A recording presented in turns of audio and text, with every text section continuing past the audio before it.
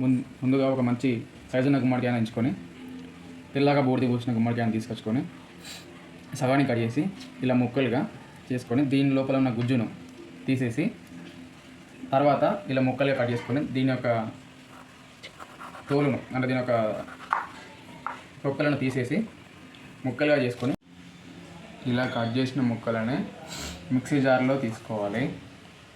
Mixie జార్లో ఎందుకంటే తురుముడం అనడం అనేది చాలా లేట్ ప్రాసెస్ అండ్ మనకు చాలా స్ట్రెస్ ఫీల్ అవుతాం. మనం చాలా టైం పడుతుంది కూడా.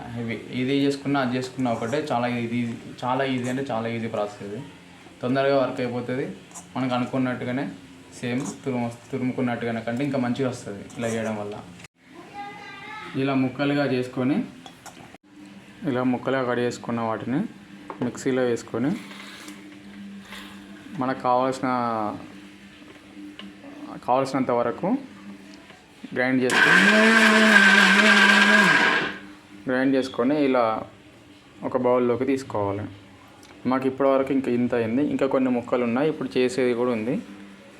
సో నేను చాలా పెద్ద కాయ తీసుకురావడం వల్ల చాలా ఎక్కువ క్వాంటిటీలో మాకు గుజ్జు అనేది లభించింది.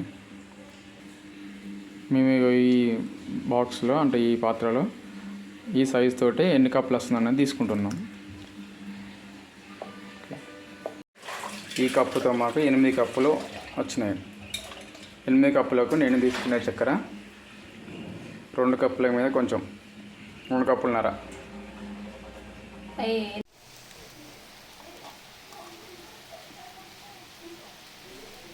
నెయ్యి 1 స్పూనున్నర నాకు సరిపోయేంత నేను తీసుకుంటున్నాను.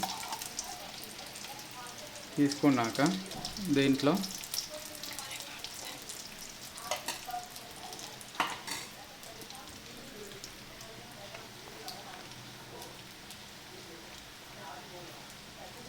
జీడిపప్పు ఇలా వేసుకొని కాసేపు రెడ్గా అయ్యేదాకా ఇలా అనుకోవాలి. ఇప్పుడు ఈ నెయ్యిలో సిమ్లో పెట్టి స్టవ్ లైట్గా రెడ్గా అయ్యేదాకా ఫ్రై చేసుకోవాలి. ఇవన్నీ ఒక ప్యాన్లోకి తీసుకొని లాస్ట్కి వీటిని వాడుకోవాలి. ఇదే గిన్నెలా ఎందుకు మాడిపోయిందంటే ఆల్రెడీ దీంట్లో చేసాము సగం అంతా. ఇది చాలా మరి క్వాంటిటీ ఎక్కువ కాబట్టి 2 టైమ్స్ చేస్తున్నాను నేను. ఫస్ట్ దానికి వీడియో తీయలేదు, అలా మాడిపోయింది మా ప్యాన్.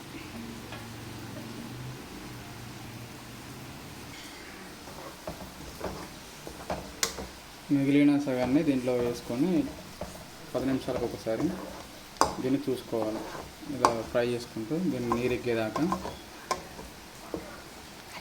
గట్టి అయ్యేదాకా ఉండాలి. ఇలా నీరంతా ఎగ్గినాక దీంట్లో నేను అప్పుడు క్వాంటిటీ చేసిన కదా, క్వాంటిటీ తగ్గట్టుగా మళ్ళీ చక్కెర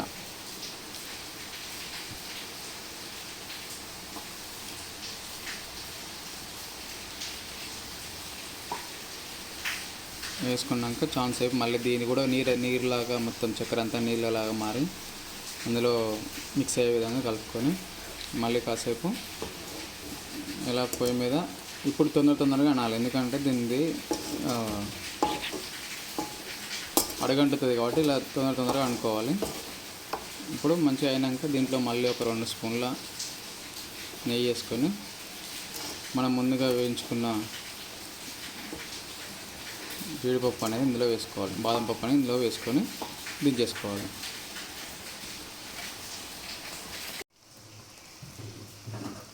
ఇలా ఫ్రై అయినాక దీంట్లోకి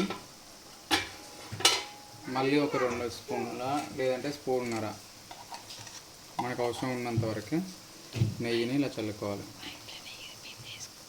ఇది మా ఇంట్లో ప్రిపేర్ చేసుకున్న నెయ్యి ఇది కాబట్టి చాలా స్వచ్ఛమైంది, చాలా మంచిది.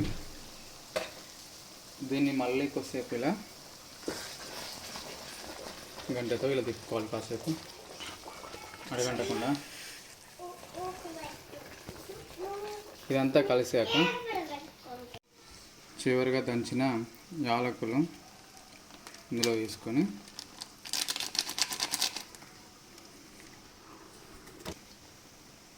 మళ్ళీ కాసేపు ఇది ఇలా కలపెట్టుకోవాలి. ఇప్పుడు దీన్ని ఇంకో కాసేపు ఇలా కలపెట్టుకున్నాక అప్పుడు దించుకొని టేస్ట్ చేయాలి. ఇంకో మర్చిపోయానండి, ఇందులో మనం ముందుగా వేయించుకున్న జీడిపప్పు ఇలా డెకరేట్ చేసుకోవాలి. ఇప్పుడు మొత్తం కలుపుకోవాలి.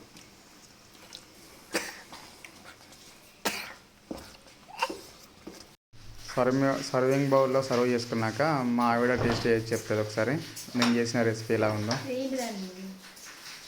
బూడిద గుమ్మడికాయ హల్వా ఎలా ఉన్నది టేస్ట్? సూపర్. ఓకే.